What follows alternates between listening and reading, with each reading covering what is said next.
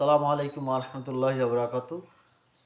প্রিয় শিক্ষার্থী, এখন আমি তোমাদেরকে যে বিষয়টা নিয়ে আলোচনা করব সেটা হচ্ছে honours compulsory English, degree English. এই বিষয়ে আমাদের আজকে আলোচনা হবে। এখানে মোট আমাদের অধ্যায় আছে 8টি। বিশেষ করে গ্রামারের অধ্যায়, WS question, article, right form of verb, punctuation, rearrangement of words, correction, word formation and translation. এই 8টা অধ্যায় নিয়ে আমরা ক্লাস নিব। তো আজকের ক্লাস হবে WS. It is the first class for all of you. এখানে ডব্লিউএসটা অনার্স কম্পালসরি ইংলিশেও আসবে, আবার ডিগ্রি ইংলিশেও আসবে। যাই হোক, আমরা সরাসরি আজকে ক্লাসে চলে যাচ্ছি। তো আমার এই বইয়ের, আমার লেখা বইয়ের আজকে প্রথম 2 পেজ থেকে শুরু করব। I will teach you from the beginning level, এবং জিরো লেভেল থেকে আমাদের ক্লাসগুলো শুরু করব। তো আমরা শুরু করতে পারি। আজকে ক্লাস হবে ডব্লিউএস কোর্সের। ডব্লিউএস কোর্সের জন্য 2টা স্ট্রাকচার আমরা শিখব। এখানে পরীক্ষায় 5 মার্কের থাকবে, 7টি প্রশ্ন থাকবে, এর মধ্যে 5টি প্রশ্নের উত্তর দিতে হবে। আমাদের বইয়ের 28 পেজে আমরা এখানে ডব্লিউ সম্পর্কে আলোচনা করেছি, বিগত 20 বছরের প্রশ্নগুলো, এবং 14 পেজে ওই প্রশ্নগুলোর অ্যানালাইসিস করে ওর আনসার দিয়েছি, ওর সাথে বাংলা মিনিংও করে দিয়েছি। যারা বেশি দুর্বল তারা আমাদের এই বই সম্পূর্ণ বাংলা অনুবাদসহ এই বইটা থেকে দেখলে এবং আমার ক্লাসগুলো রিয়ালাইজ করলেই তাদের এই পাশে পাস পাওয়া অনেক সোজা হবে।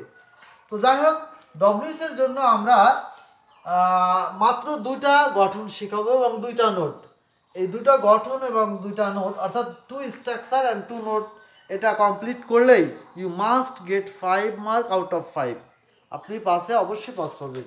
কাম টু দ্য পয়েন্ট, আমরা আগে স্ট্রাকচার 2টা লিখি। Structure number 1,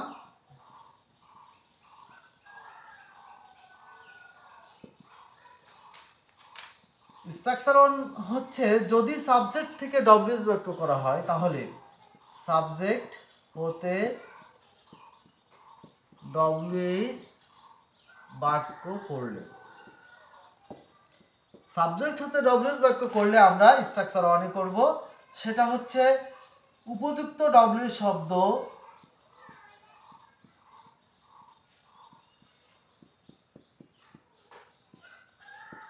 plus dot dot লাস্টে কোশ্চেন ওয়ান। এই ডট ডট কথার অর্থ হলো উপযুক্ত ডব্লিউ শব্দ দেওয়ার পর যা থাকবে সেটা বসিয়ে দিতে হবে। যেমন আমি একটা, if I give example for your better understanding, তাহলে এটা আরও ক্লিয়ার হবে। Rana went to school, sorry, Rana went to college. এখানে সাবজেক্ট আমরা জানি রানা, তাহলে রানা হলো ব্যক্তি, আর আমরা জানি ব্যক্তি থাকলে হু হবে।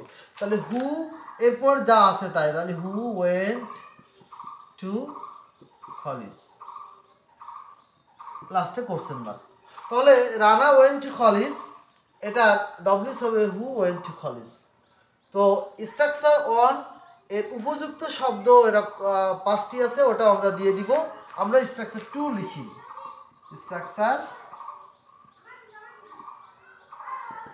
স্ট্রাকচার 2 হলো উপযুক্ত ডব্লিউ শব্দ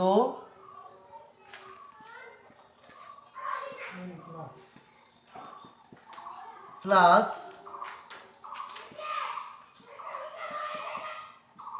auxiliary verb. AB means auxiliary verb, যেটাকে আমরা সাহায্যকারী ক্রিয়া বলি, প্লাস সাবজেক্ট প্লাস ভার্ব। তারপরে যেটা আছে সেটা আমরা দিব, লাস্টে আমরা কোশ্চেন মার্ক দিব।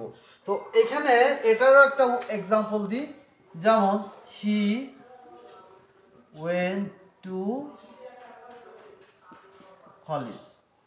এখানে লক্ষ্য রাখবো, সাবজেক্ট যখন প্রোনাউন হবে তখন অবশ্যই অবজেক্ট থেকে আমাদের ডব্লিউএস বাক্য করতে হবে। তাহলে আমরা 2 নম্বর স্ট্রাকচার কখন বুঝবো, যখন সাবজেক্টটা প্রোনাউন হবে তখন আমরা অবজেক্ট থেকে করব। এটাই হলো আমাদের 2 নম্বর স্ট্রাকচার। তাহলে এখানে আমরা কলেজ, আমরা একটি স্থান জানি, তাহলে আমরা লিখব হোয়ার। এখানে অক্সিলারি ভার্ব হলো এখানে ডিড। এখানে অক্সিলারি ভার্ব ডিড কেন হলো, কারণ এটা হলো পাস্ট ইনডিফিনিট টেন্স। আমরা আপনাদেরকে আগের ক্লাসে ইউটিউবে আমরা দিয়েছিলাম টেন্সের ক্লাস, ওইখানে দেখবেন পাস্ট ইনডিফিনিট টেন্স হলো ভি2, ভি2 হলে পাস্ট ইনডিফিনিট। আর মনে রাখবো পাস্ট ইনডিফিনিট টেন্স হলে আমরা অক্সিলারি ডিড নিয়ে আসবো। যাই হোক, তাহলে হোয়ার ডিড হি, আর যখন ডিড নিয়ে আসবো তখন মূল ভার্বটার প্রেজেন্ট ফর্ম অর্থাৎ গো হবে। তো হোয়ার ডিড হি গো। তাহলে এখানে আমরা দেখতেছি যে ডব্লিউএস বাক্য করার যে দুটি স্ট্রাকচার, এর বাইরে কিছুই করা লাগবে না। এই দুটো স্ট্রাকচার করলে আমাদের ডব্লিউএস বাক্য পাশে পাস পাওয়া অনেক সোজা। 1 নম্বর স্ট্রাকচার হলো সাবজেক্ট হতে যখন ডব্লিউএস করবো তাহলে উপযুক্ত ডব্লিউএস শব্দ তারপর যা আছে তাই। যেমন Rana went to college, who went to college. Rana ঢাকায় গিয়েছিল, কে ঢাকায় গিয়েছিল, সরি রানা কলেজে গিয়েছিল, কে কলেজে গিয়েছিল। নেক্সট কোশ্চেন, যখন আমরা অবজেক্ট থেকে ডব্লিউএস বাক্য করব তখন উপযুক্ত ডব্লিউএস শব্দ প্লাস অবজেক্ট বা এক্সটেনশন যেটাকে বলে, উপযুক্ত ডব্লিউএস শব্দ plus auxiliary verb plus subject plus verb, লাস্টে ডট ডট কোশ্চেন মার্ক। তাহলে হি ওয়েন্ট টু কলেজ, তাহলে হোয়ার ডিড হি গো, সে কলেজে গিয়েছিল, সে কোথায় গিয়েছিল। তাহলে আমরা এই দুটো স্ট্রাকচার আগে সুন্দর করে নিজেরা তুলে নিই। Just a minute.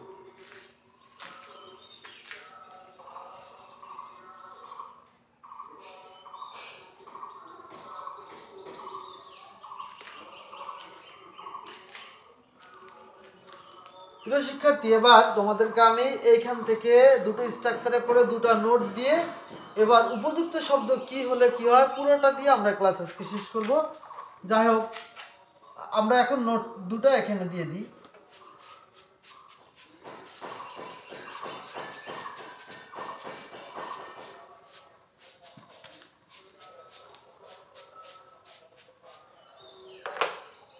লক্ষ্য রাখবো নোট নাম্বার 1 সেটা হচ্ছে আই, মি, উই আর us. I, me, we, us এটা যদি থাকে এটার পরিবর্তে আমরা ইউ দিব, অর্থাৎ এটার পরিবর্তে আমরা ইউ লিখব। নেক্সট মাই, মাইন আর আওয়ার এই শব্দগুলোর পরিবর্তে আমরা ইউর লিখব। এটা হলো আমাদের নোট নাম্বার 1। নোট নাম্বার 2তে আমরা লিখতেছি,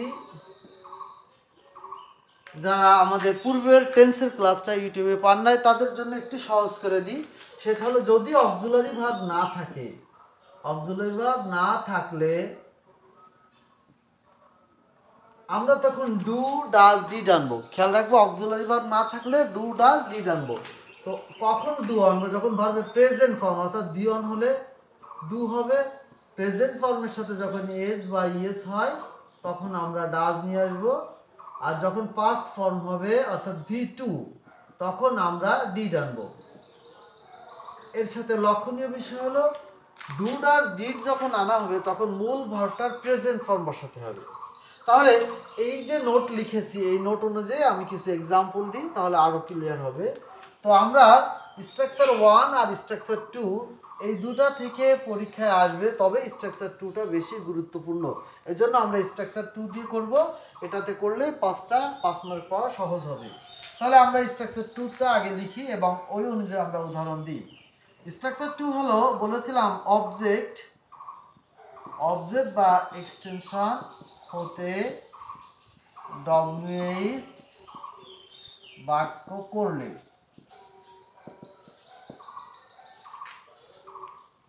তোমরা লক্ষ্য রাখবে যখন সাবজেক্টিভ প্রোনাউন হবে তখন অবশ্যই স্ট্রাকচার 2 থেকে করতে হবে।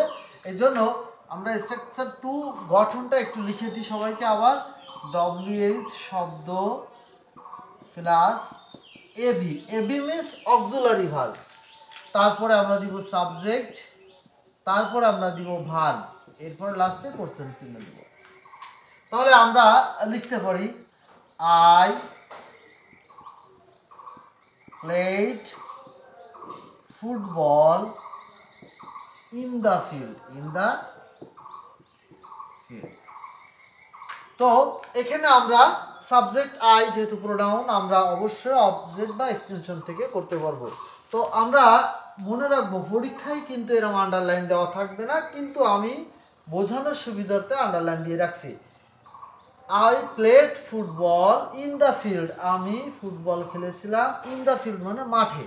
তাহলে আমি মাঠে ফুটবল খেলেছিলাম, আমরা যদি এটাকে ডব্লিউএস করি তাহলে তুমি কোথায় ফুটবল খেলেছিলে, তাহলে এটা স্থান হওয়ার কারণে আমরা নিয়ে আসবো হোয়ার। তো হোয়ার আনার পরে উপযুক্ত ডব্লিউ শব্দ দেওয়ার পরে আমরা অক্সিলারি ভার্ব আনবো। অক্সিলারি ভার্ব এখানে নাই, যদি না থাকে তাহলে নোট নম্বর 2-তে আমরা, অর্থাৎ নোট নম্বর 2 অনুযায়ী অক্সিলারি ভার্ব আনবো। V1 হলে ডু, V1 এর সাথে এস বা ইএস হলে ডাজ, V2 হলে ডিড। তাহলে এখানে অবশ্যই ডিড হবে যেহেতু এটা প্লেড V2, তাহলে হোয়ার ডিড। নোট নম্বর 1-এ শিখেছিলাম আই, মি, উই আস থাকলে এর পরিবর্তে ইউ হবে, তাহলে হোয়ার ডিড আই আছে, তাহলে আমরা কি দিব ইউ। এবার প্লে হবে, কারণ বাক্যে ডিড আসলে মূল ভার্বটার প্রেজেন্ট ফর্ম হয়, এই জন্য where did you play football. তাহলে আমরা জিনিসটা ক্লিয়ার হয়ে গেছি। I played football in the field, আমি মাঠে ফুটবল খেলেছিলাম। Where did you play football, তুমি কোথায় ফুটবল খেলেছিলে। এখন আমি যদি ইচ্ছা করি যে আমি এই ইন দ্য ফিল্ড দিয়ে না করে ফুটবল দিয়ে করব, সেটাও ডব্লিউএস বাক্য হবে। সেটা ফুটবল যেহেতু বস্তু, সে অনুযায়ী আমরা এখানে হট আনবো, তাহলে হোয়াট ডিড ইউ প্লে। এবার যেহেতু ফুটবল দিয়ে করছি, তাহলে আমরা তার পরিবর্তে হট দিয়েছি, এই জন্য ফুটবল আনা যাবে না, বাকি কিন্তু ইন দ্য ফিল্ড আনতে হবে, ইন দ্য ফিল্ড। তাহলে what did you play football in the field, তুমি কোথায় ফুটবল, তুমি মাঠে কি খেলেছিলে, তাহলে আমি মাঠে ফুটবল খেলেছিলাম। অথবা where did you play football, কোথায় তুমি ফুটবল খেলেছিলে। তো এখন একটা প্রশ্ন হতে পারে, তাহলে আমি হোয়ার দিয়ে করলে পারফেক্ট হবে না হট দিয়ে করলে পারফেক্ট হবে। সবসময় লক্ষ্য রাখবো বাক্যের শেষ অংশ দিয়ে করলে সেটা পারফেক্ট বেশি হয়। আশা করি এটা আমরা সবাই ক্লিয়ার হয়েছি। এবার আমরা সরাসরি আমাদের বই থেকে ধারাবাহিকভাবে স্টেপ বাই স্টেপ আমরা ডব্লিউসগুলো সুন্দর করে বুঝায় লিখাই দেব। তো এই দুইটা নোট আমরা এখন আমাদের খাতায় লিখে নিই।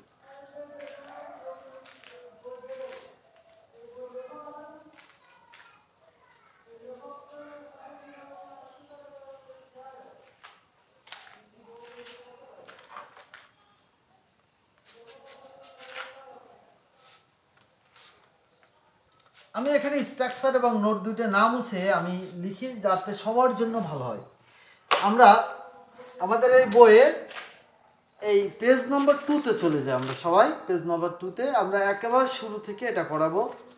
এখানে পেজ নম্বর 2-তে লক্ষ্য করি ইউজ অফ হোয়াই। আমি এখানে দুর্বল যারা বেশি ইংলিশে তাদের প্রতি লক্ষ্য রেখে একেবারে ডিটেলস আলোচনা করেছি। ইউজ অফ হোয়াই শব্দের অর্থ কেন দ্বারা কারণকে প্রকাশ করে এবং কয় ক্ষেত্রে হোয়াই ব্যবহার করা হতে পারে, সবগুলো এখানে ব্যাখ্যা করে লেখা আছে, এখানে এক্সাম্পল দেওয়া আছে। এবার এখানে প্র্যাকটিস, এখানে 7টি বাক্য লেখা আছে, এটা আমাদের হোমওয়ার্ক হিসেবে থাকবে। 7টা বাক্য, পুরো সবগুলো বাক্যকে আমরা হোয়াই দিয়ে ডব্লিউএস বাক্য করব।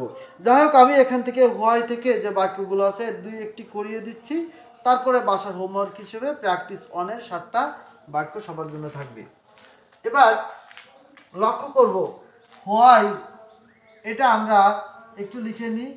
যখন অবজেক্ট বা এক্সটেনশনটি কারণ বুঝাবে, অর্থাৎ কারণ হলে হোয়াই হবে, কারণ হলে কি হবে, হোয়াই হবে। এক্সাম্পল দিই, হি went to hospital for illness. He went to hospital for illness, তাহলে সে অসুস্থতার জন্য হাসপাতালে গিয়েছিল। আমরা বলতে পারি কেন সে হাসপাতালে গিয়েছিল, তাহলে আমরা এটা যদি ফর ইলনেস এর জন্য আমরা কি নিয়ে আসবো, হোয়াই। এবার আমরা আবারও লক্ষ্য করি ডব্লিউ শব্দের পরে অক্সিলারি ভার্ব দিব, যেহেতু গো, ওয়েন্ট, গন এটা ভার্ব 2 অর্থাৎ পাস্ট ফর্ম, তাহলে ডিড অক্সিলারি হবে, হোয়াই ডিড। এরপরে আমাদের অক্সিলারি পরে সাবজেক্ট আসবে, সাবজেক্ট কি, হি, তাহলে হোয়াই ডিড হি। এবার আবারও বলি, বাক্যে ডিড আসলে ভার্বের প্রেজেন্ট ফর্ম হবে, অর্থাৎ go. Why did he go to hospital. এখানে একটা লক্ষণীয় বিষয় হলো যে সে অসুস্থতার জন্য হাসপাতালে গিয়েছিল। কেন সে হাসপাতালে গিয়েছিল এটা আমরা করলাম। তো গুরুত্বপূর্ণ একটা বিষয়, এই হোয়াইটা আমি যদি মিনিং করে অর্থ করে না বুঝি যে আমরা এটা হোয়াই দিয়ে করব না হোয়েন দিয়ে হাউ দিয়ে, তাদের জন্য দুর্বল, একেবারে দুর্বল। আমি সব সময় একটা জিনিস লক্ষ্য রাখি, আমার ব্যাচের স্টুডেন্ট হোক আর যেই স্টুডেন্ট হোক, when I teach English to my student, then I follow those who are very weak in English. আমি সবচেয়ে দুর্বল যে তার প্রতি লক্ষ্য রেখে আমি ক্লাসটা নিই। এই জন্য যারা মিনিং করতে পারবে না তাদের জন্য একটু সহজ করে লিখে দিচ্ছি এই পাশে, কখন আমরা হোয়াই দিয়ে ডব্লিউএস বাক্য করব, যদিও আমি সেটা মিনিং না জানি। একটু লিখে রাখি। নাম্বার 1, ফরের পরে যদি কখনো নাউন, ফরের পরে নাউন থাকলে তখন আমরা হোয়াই দিয়ে করব। যেমন এখানে ফর ইলনেস, তাহলে ফর ইলনেস, ইল হলো অ্যাডজেক্টিভ আর নেস যোগ করলে নাউন হয়। অথবা যদি ভার্বের প্রেজেন্ট ফর্মের সাথে আইএনজি করা হয়, যে কোনো ভার্বকে আইএনজি করলে সেটা নাউন হয়ে যায় অথবা জিরান্ড হয়। যাই হোক, তাহলে ফর ইলনেস, এই জন্য আমরা হোয়াই দিয়ে করবো। এরপরে লিখি টু প্লাস ভার্বের বেস ফর্ম। যখন টু এর পরে প্রেজেন্ট ফর্ম থাকবে তখনও আমরা হোয়াই দিয়ে করব। যেমন I go to Dhaka to meet.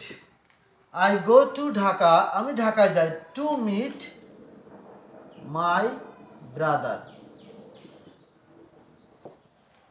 I go to Dhaka, আমি ঢাকায় যাই to meet my brother, আমার ভাইয়ের সাথে সাক্ষাৎ করতে।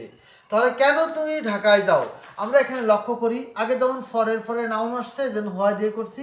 এরপরে টু এর পরে এখানে আমরা লক্ষ্য করি ভার্বের প্রেজেন্ট ফর্ম অর্থাৎ ভিওন হয়েছে, এটাও আমাদের হোয়াই দিয়ে করতে হবে। কেন হোয়াই ডু, কেন ডু দিয়েছি, যেহেতু এখানে আমরা লক্ষ্য করি ভিওন থাকলে ডু দিতে হবে।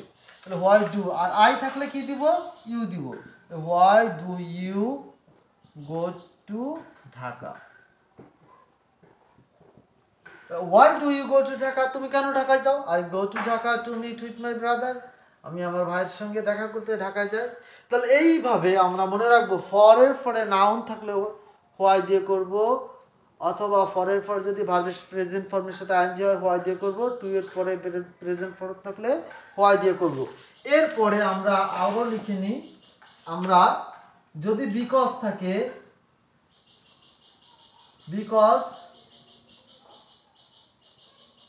because of, on account of, owing to, অথবা ডিউ টু। এই ডিউ টু এর অর্থ হলো কারণে। এই শব্দগুলো আমরা দেখলেই বুঝবো এটা আমরা হোয়াই দিয়ে করবো। যারা আমরা মিনিং না জানি তাদের জন্য এটা একটা সহজ ওয়ে। যাই হোক, আমি সবাইকে অনুরোধ করব, এই হোয়াইয়ের যে ব্যবহারটা আমরা সবাই ক্লিয়ার হয়েছি। তাহলে এখানে যে বাক্যগুলো আছে আমি একটু অ্যানালাইসিস করে দিয়ে দিই। ইউজ অফ হোয়াই, এখানে উদাহরণ আছে, Tania is learning English to get a job. Tania English শিখিতেছে টু গেট এ জব, মানে একটি চাকরি পাওয়ার জন্য। তাহলে why is Tania learning English, এটাই উত্তর দেওয়া আছে। He couldn't attend the class for illness, তাহলে ফর ইলনেস থাকলে এটাও হোয়াই দিয়ে করতে হবে। Why could he not attend the class. এরপর লেখা আছে he came late because of traffic jam. এখানে বিকজ অফ, যেহেতু বিকজ অফ কথাটা এখানে আছে, তাহলে সে দেরিতে আসছিল ট্রাফিক জ্যামের কারণে। তাহলে why did he come late. এরপরে আমাদের এখানে আর একটা উদাহরণ দেওয়া আছে, Rahim wrote a letter to his friend for giving an information.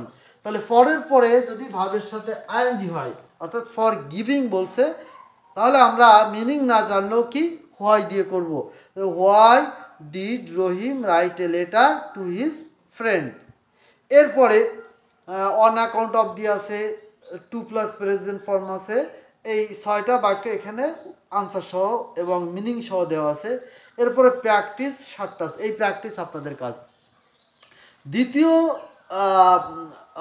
নম্বরে আছে ইউজ অফ হোয়ার। এবার হোয়ারেরটা আমরা করাই, আশা করি কারণ থাকলেও হয় এটা সবার জন্য ক্লিয়ার হয়েছে। ডিয়ার লার্নার, এখানে মজার বিষয় হচ্ছে বেসিক হলো এটা, এরপরে কি থাকলে কি হয় এটা জানলে ডব্লিউএস হয়ে যাবে। তো যাই হোক, আমরা স্থান হলে, দ্বিতীয় নম্বরটা হলো স্থান, অর্থাৎ স্থান হলে আমরা কি দিব, ওয়্যার। যেমন এর উদাহরণ আমি আগেও দিয়েছি, তো এটা কিভাবে হবে, আই ওয়েন্ট টু লন্ডন। এই লন্ডন একটা স্থানের নাম, আমি লন্ডনে গিয়েছিলাম।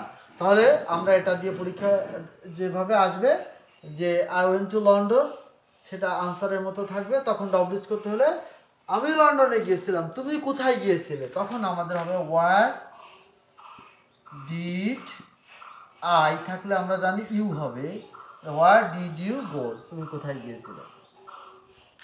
তাহলে এইভাবে আমরা ডব্লিউএস বাক্য করব। হ্যাঁ, যদি কখনো বাক্যের মধ্যে অক্সিলারি ভার্ব থাকে, যেমন he is playing football in the field, এখানে লক্ষ্য করি ইন দ্য ফিল্ড মানে কি, সে মাঠে ফুটবল খেলিতেছে। তাহলে সে কোথায় ফুটবল খেলিতেছে, তাহলে আমরা লিখব হোয়ার। এইবার কিন্তু ডু ডাজ ডিড আনার দরকার নাই, যেহেতু এখানে ইজ আছে। তাহলে অক্সিলারি ভার্ব থাকলে আমাদের ডু ডাজ ডিড আনা লাগবে না। তাহলে এখানে where is he playing football. এরপরে আমরা এখান থেকে আবারও আমরা স্ট্রাকচার দিয়েছি, কামাল ওয়েন্ট টু ঢাকা, কামাল ঢাকায় গিয়েছিল। তাহলে যেহেতু কামাল ঢাকায় গিয়েছিল, তাহলে কামাল কোথায় গিয়েছিল, তাহলে where did Kamal go, where did Kamal go. I was going to cinema, cinema একটা স্থান কে বোঝাচ্ছে, সিনেমায় এখানে যেখানে আমি সিনেমায় যাচ্ছি, তার মানে সিনেমার যেখানে হচ্ছে ওখানে যাচ্ছি। তাহলে হোয়ার ওয়ার ইউ গোয়িং। আচ্ছা, এখানে আয়ের পরে ওয়াজ হয়েছে, কিন্তু আয়ের পরিবর্তে তো আমরা ইউ দিব, তাহলে ইউ থাকলে আমরা জানি ইউ এর ক্ষেত্রে ওয়ার হয়, এর জন্য ওয়ার ইউ গোয়িং। এরপরে আমরা যেগুলো আছে আশা করি এটা পারবো। তারপরে প্র্যাকটিস টু, এইখানে আমাদের আবারও 7টা বাক্য দেওয়া আছে। শি লিভস ইন সিলেট, তাহলে হোয়ার ডাজ শি লিভ, এইভাবে আমরা এই 7টা বাক্য অবশ্যই করব। হ্যাঁ, প্র্যাকটিস করব অবশ্যই। এরপরে আমরা চলে যাই ইউজ অফ হোয়েন। হোয়েনের ক্ষেত্রে সবগুলোই রুল, আমরা যে দুটাই স্ট্রাকচার আর নোট, এর বাইরেই কিছু নেই।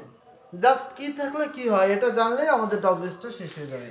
তাহলে আমরা ইউজ অফ হোয়েন, আচ্ছা আমরা জানি যদি সময় থাকে, তাহলে সময় থাকলে আমরা কি হোয়েন ইউজ করব, হোয়েন। তাহলে আমরা একটা এক্সাম্পল দিই যে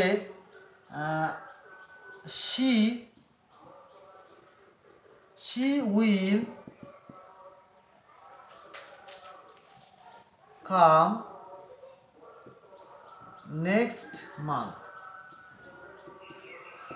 সে আগামী মাসে আসবে। তাহলে আমরা বলতে পারি সে কখন আসবে, তাহলে ডব্লিউএস নেক্সট মান্থের জন্য আমরা কি নিয়ে আসবো, হোয়েন। এবার আমরা উইল কেন দিব, যেহেতু আমাদের স্ট্রাকচারে লেখা আছে ডব্লিউ শব্দ বাক্যের পরে অবশ্যই অক্সিলারি ভার্ব দিতে হবে। তাহলে হোয়েন উইল, তারপর হলো সাবজেক্ট, এটা এখানে শি আছে, তারপরে ভার্ব কাম। তাহলে হোয়েন উইল শি কাম, সে কখন আসবে, সে আগামী মাসে আসবে।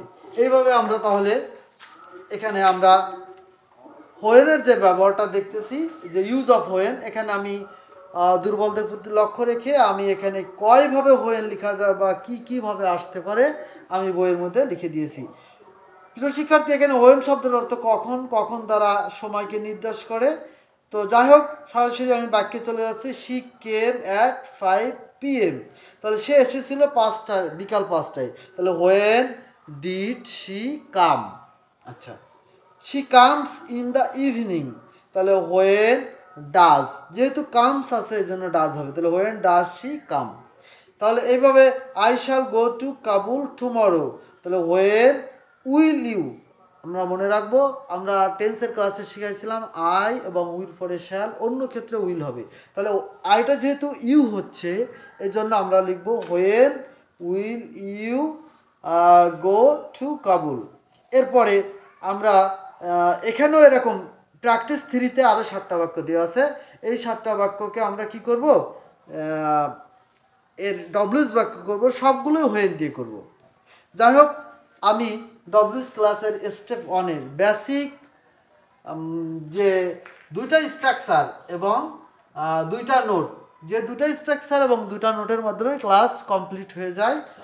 তো তারপরেও বাকি কি থাকলে কি হয়, এরকম আরও 10টি শব্দ রয়েছে, আমরা ডব্লিউএস কোর্সের ক্লাসের পার্ট 2-তে বাকি সবগুলো একবার দিয়ে দিব।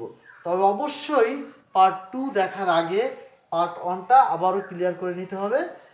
সকলকে শিক্ষার্থী অসংখ্য ধন্যবাদ জানিয়ে আমাদের ইউটিউব চ্যানেল জিএস মেথড মনির স্যারের পক্ষ থেকে ধন্যবাদ জানিয়ে ক্লাসটা শেষ করছি। যারা এখনও সাবস্ক্রাইব করেন না, আশা করি সবাই সাবস্ক্রাইব করে আমাদের ক্লাসগুলো আগে আগে উপভোগ করবেন। Thanks all of you, no more today. আল্লাহ হাফেজ, আসসালামু আলাইকুম ওয়া রাহমাতুল্লাহ।